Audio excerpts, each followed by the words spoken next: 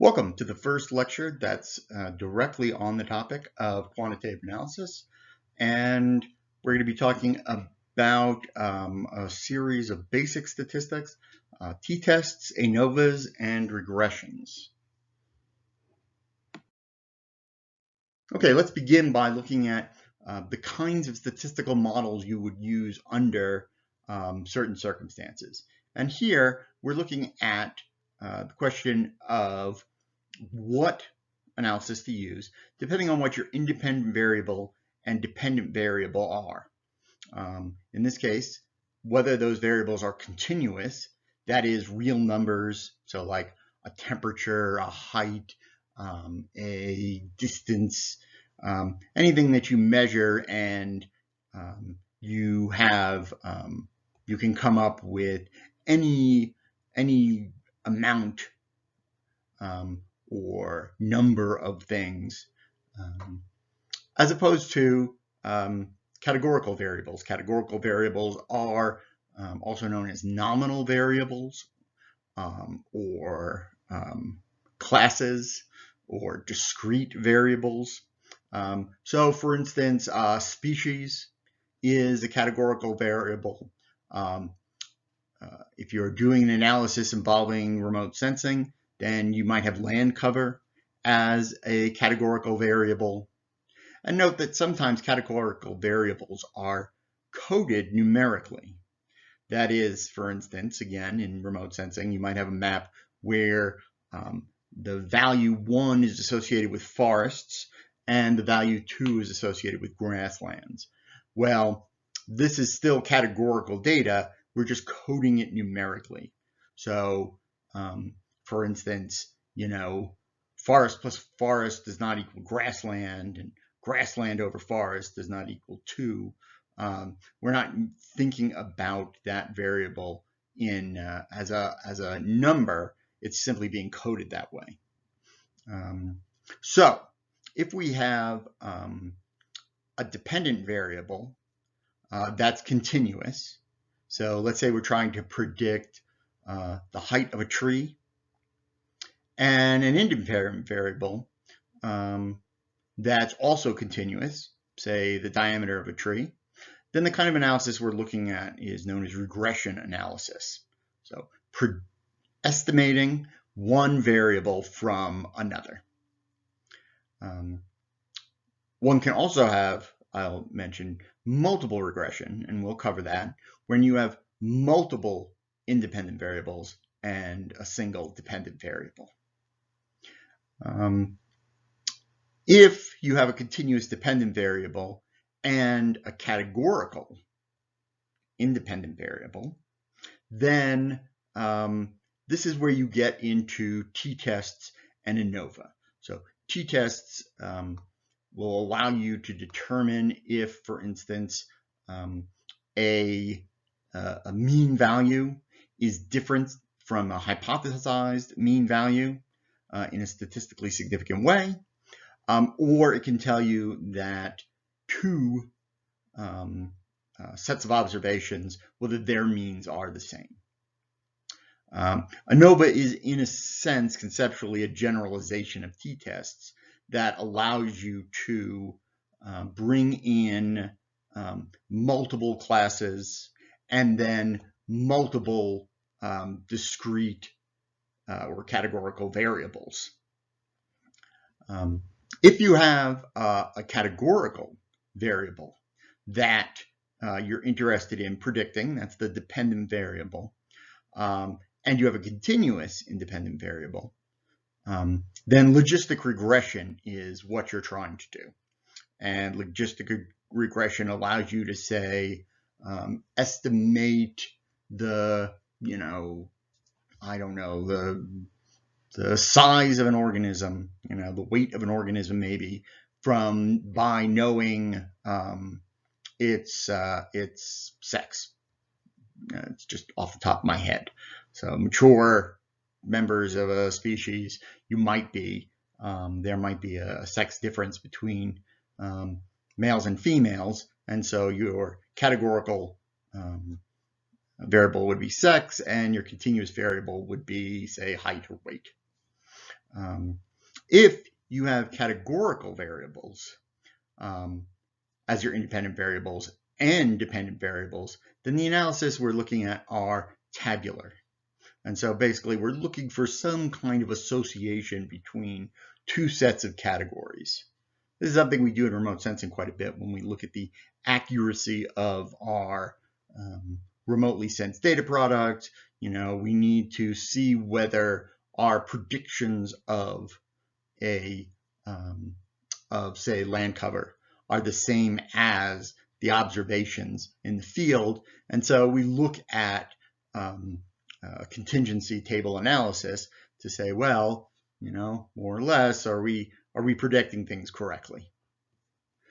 So regression, t-tests, logistic regression, and tabular data analysis.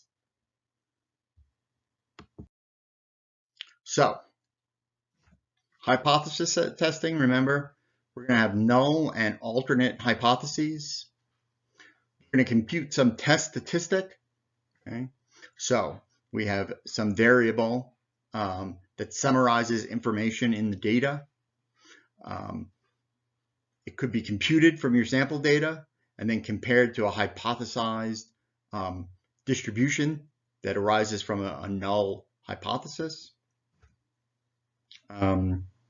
The test is a binary decision, so it's either true or false with some significance level, and that's alpha. So if we get a p-value below alpha, say 0.05 is a common alpha, so that we're going to reject the null hypothesis. We get two types of incorrect decisions when we do this. We could reject the null hypothesis when it's true. We call that a type 1 error.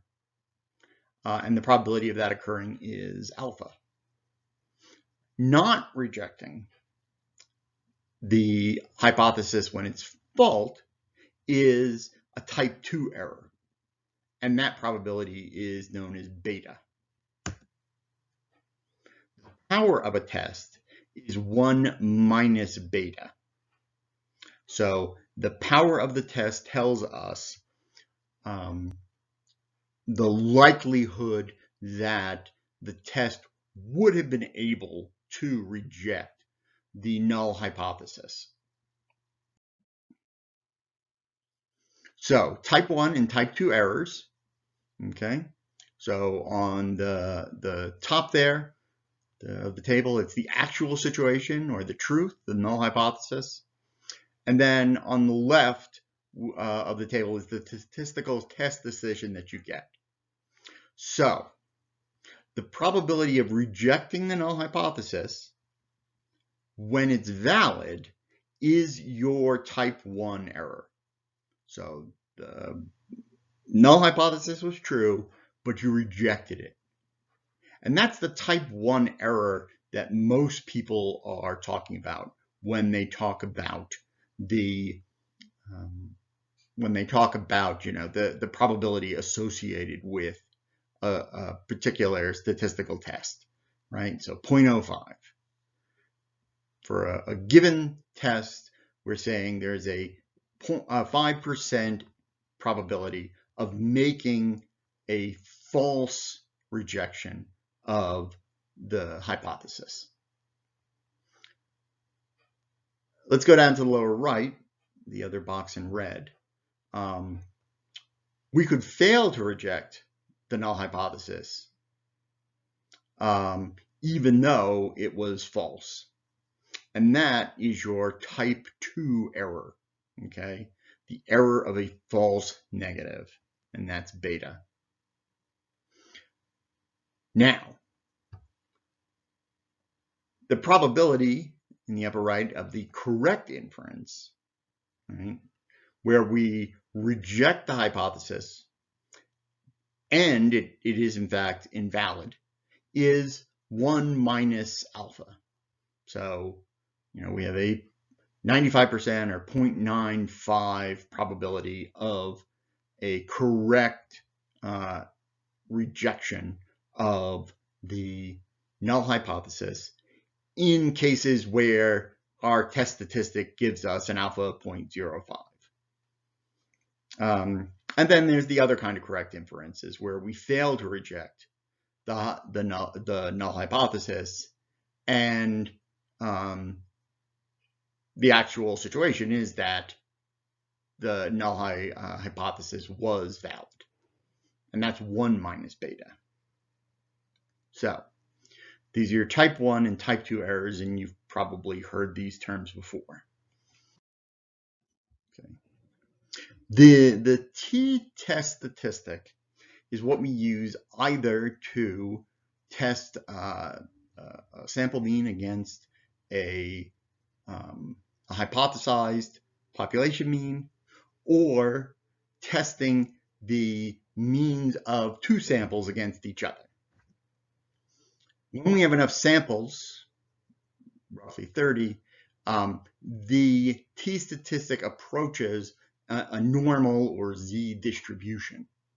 Okay, so again, we can have 1 sample t-test, inference about a population mean, and a 2 sample t-test, comparing the mean of group A to group B. A paired t-test involves repeated observations on the same individuals. And the interesting thing about the paired t-test is that it has greater statistical power than simply doing, say, 2 t-tests.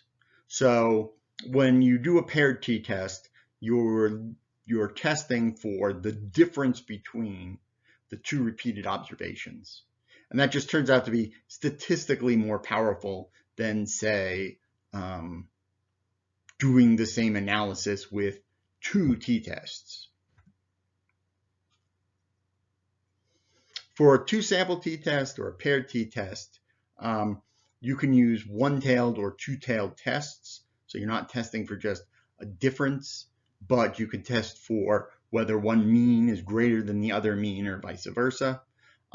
This essentially becomes ANOVA, and because ANOVA is more flexible, very often people just use ANOVA. The student t-test, this was developed by William Gossett.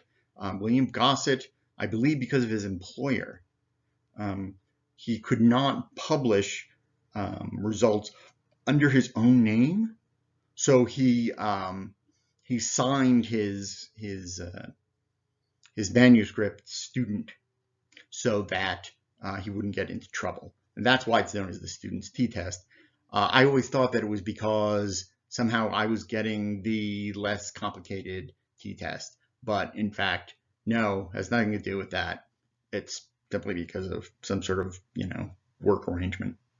So the t-test, that statistic, is equal to x bar, the mean value for a sample, minus the mean assumed with the null hypothesis. So, you might hypothesize that, the mean of a particular sample of observations is 0. So in that case, the hypothesized mean is 0. Divided by S, the standard deviation of your observations, again, x, divided by the square root of n. Okay, and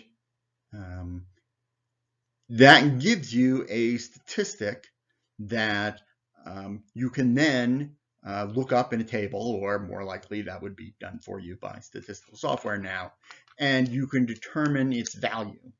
And that allows you to calculate the probability of either a higher or a lower value of that distribution.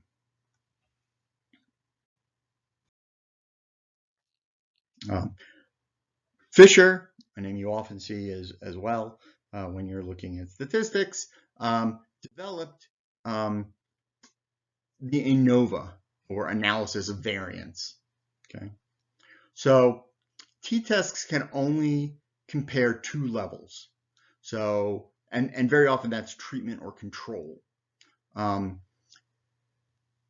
if you have more than two levels of a factor, you have to use ANOVA.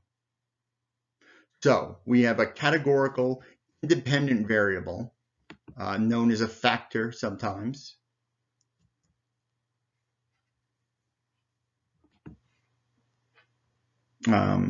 Again, in the t-test, that's either 1 or 2.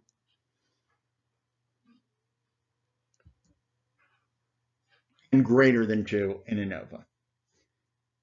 T-test with one factor level is when you're looking at the difference between your sample and some hypothesized population mean. 2 is when you're comparing two samples. If you have more than two factor levels, you use ANOVA. And then you have, in this case, we'll talk about a continuous response for a dependent variable. And we're gonna use this notation, which is Yij to represent the dependent variable, where I is the factor level, J is the observation within the factor level. So we might have 3 factor levels, and we might have, let's say, 5 observations within each factor level. And so Yij would be, Y 1, 1, 1, 2, 1, 3, 1, 4, 1, 5, 2, 1, 2, 2, 2, 3, 2, 4, 2, 5, etc. Now, the number of observations within each factor level does not have to be the same for ANOVA. So we're going to use Ni to denote the number of observations within any particular factor level. So here's an example using mountain pine beetle data. The question is the abundance of small mammals influenced by mountain pine beetle treatments? So the categorical independent variable, or factor, is going to describe the mountain pine beetle treatments. How many levels? We'll see. Continuous response is going to be the dependent variable. So, Yij.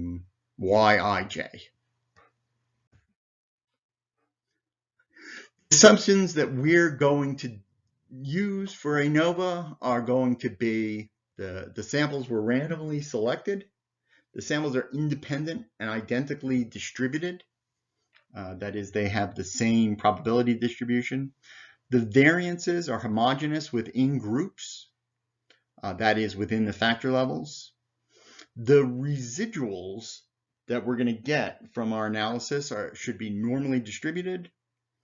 There's no error in the samples classification, that is their factor level, and the main effects are additive.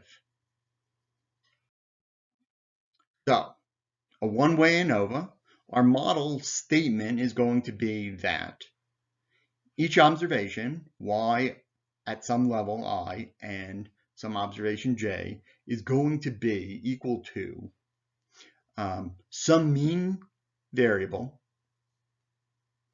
or some mean value, plus A sub I. So A sub I is going to be the effect of the factor for each one of the levels.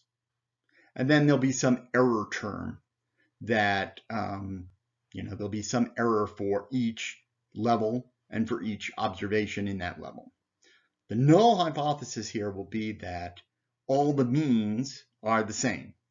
So U for group I, the mean for group I will be the same as the mean for group I plus 1, etc., etc., etc. And then the hypothesis being tested is that all the means are not equal.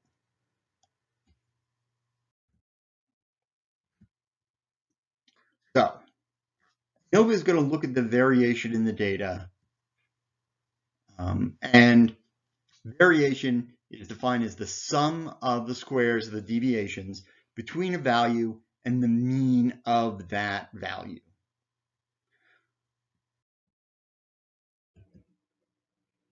So, are all the values identical? Well, if so, then it's a very boring analysis, and then you're certainly not going to see any level effects or category effects. No, there is some variation in the data, we're assuming. This is the total variation in your dependent data set. And we characterize that as the sum of square total, because that means the total sum of squares. Sum of squares is another name for variation. The total variation has two components. One of them is the sum of squares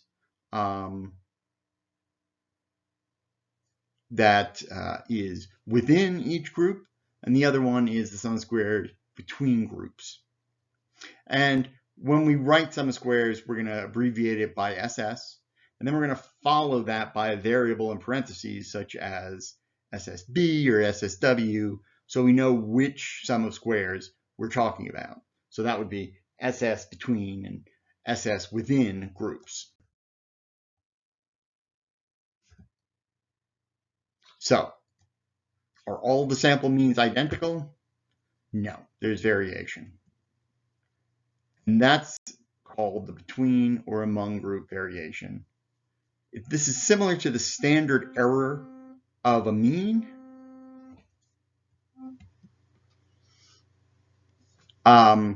The between group variation is sometimes known as the variation due to the factor. So that's known as, SS between or SS among for the sum of the squares between or among the groups. Variances within groups differ. Yes, there is some variation within the treatment groups. This is called the within group variation. And this is denoted as the sum of squares within the sum of the squares variation within groups. So, sum of squares total is equal to sum of squares among plus sum of squares within. So, how do we calculate the sum of the squares among groups? Well, what we're looking at is the summation of, it's that nice little sigma there, from group 1 to group A, the number of observations in that group times the mean value of that group, yi, the ith group, minus the mean value of y, the dependent variable, for all observations, squared. That is among. So we're looking at sum of the squares. I mean, when you think about it, right? You have the difference between the mean of the group and the mean of all the data squared times n, the number of observations in that particular level or group. So once you know that, you can also calculate the sum of squares within. So for the sum of squares within, again, now we have a double sigma. So we're going from group 1 to group through A, and among or through observations 1 through the number of observations in that group. And we're going to calculate the difference between each observation, ij, that is, in that group and for that group's observation, minus the mean for that group, and square that. And so we're going to go through each observation and look at the difference between the observation and its group mean squared. And we'll just sum all that up. Okay, so what do we have here? We're just sort of looking at a conceptual diagram where we have three groups, right?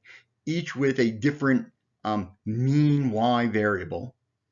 And we have this is a histogram. So f of y is just the frequency of a particular observation given both its value on the y-axis, I'm sorry, its value for the y variable, which is plotted on the x-axis, and its group association. Okay, so we appear to have three groups here, each with a different mean, and in this case, similar, or so it would appear, similar variability, denoted here by the standard deviation, sigma.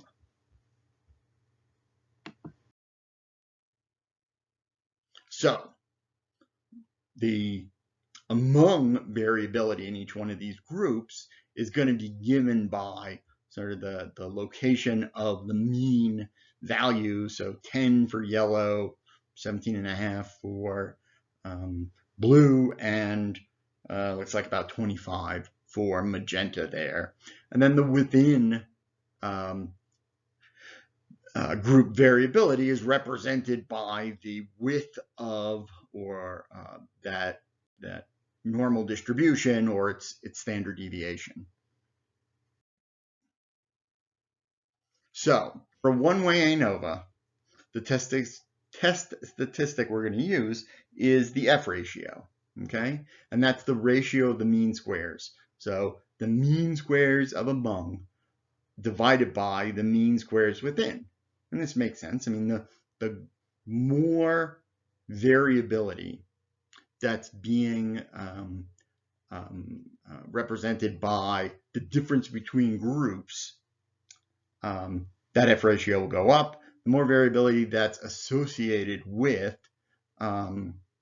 the within group differences, the greater the mean square within is going to be.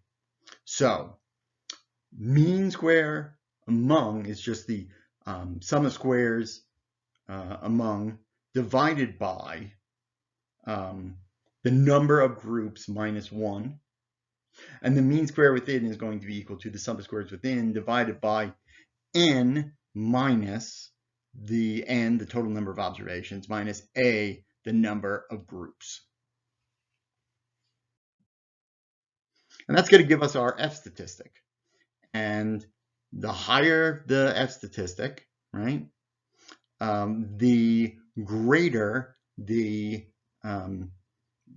probability that there's a difference between the means observed for the groups in the analysis. So we're going to have a critical value of F. If our F statistic is below that critical value, we're going to have to accept the null hypothesis. Otherwise, we'll reject the null hypothesis. So here's an example, diatom species richness. Diatoms are like little single-celled plants. And here we have an observation, and this kind of graph allows you to sort of see what the layout of an ANOVA, a simple ANOVA analysis looks like. You know, what do we have here? This is a box plot graph. So, you know, starting on the left, you know, we have a line at the bottom that represents the lowest observation. We have a line at the top that represents the largest observation. We have that dotted line that connects them that gives you an idea of the range. And then within it, we have the actual box. And this varies, but usually the box maximum and minimum value represent either a standard deviation or a standard error, which is the standard deviation divided by the square root of the number of observations. And then that dark horizontal line represents the mean value. So this allows us to see a lot of things all at once. If we just look at the box and the line, what this tells us is, oh, okay, so we have as a function of the treatment here, which is zinc concentration, the big difference in mean appears to be between the high concentration and all of the other concentrations. And there seems to be some variability in the species richness for the other concentrations, but relative to the height of the box, which shows you the variability, those differences don't seem very large. So along the x-axis, that's our among treatment variability, and then within, the sort of the height of the box gives us for each one of those classes the within group variability. So our hypothesis test, all the means are the same. The hypothesis we're testing is that they're not. So the hypothesis not being rejected tells us that the differences among means is no more than expected just by sampling error. And if the hypothesis is rejected, then we're going to accept that, that H sub A. So this is the kind of table you get out of your ANOVA results. And you're going to be expected to be able to fill out a table like this for a given problem. So we have source of variability as that first column, among, within, and total. The number of degrees of freedom. We have 4 groups. The degrees of freedom associated with that are 3. And that's because you have to belong to one group. So as a consequence, there's only, we're going to stop that. So going back to this slide, we have a sufficiently high F test value that we're going to reject the null hypothesis, and we now know that some of the means are different. So the next question becomes, which means are different? So again, looking at those diatom species richnesses, it appears as if, the high treatment value is very different than the other 3 treatment values. That is the richness that you get under those treatments. But the other 3 treatments, maybe not so much. So that means we have to compare the means after we've rejected that hypothesis. So we're going to do an after the fact contrast analysis, and we'll look at multiple pairwise comparisons. Now, because we're looking at this multiple times, right, we need to make a Bonferroni adjustment, okay? That is, every time you make a comparison, you're looking at the data and doing another test. And since our probability is based on the chance that you're going to get, for instance, an F statistic greater than a particular value, well, if you just reanalyze data, if you just did the same analysis multiple times with different data sets, ultimately you would get a certain fraction of errors. And so therefore, we need to take that into account when we're doing the after-effect analysis. Now, it's also possible to do other approaches, an a priori contrast, before the fact, actually putting contrast between the variables into the analysis, or some more advanced approach. Okay, so here are the results of these tests to see which levels are actually different. And in this case, each level that cannot be determined to be different from the others are all given the same letter. So anything with the letter A belongs to a group where there was no statistically significant difference. So in fact, high, medium, and back all belong to one group where there's no statistically significant difference.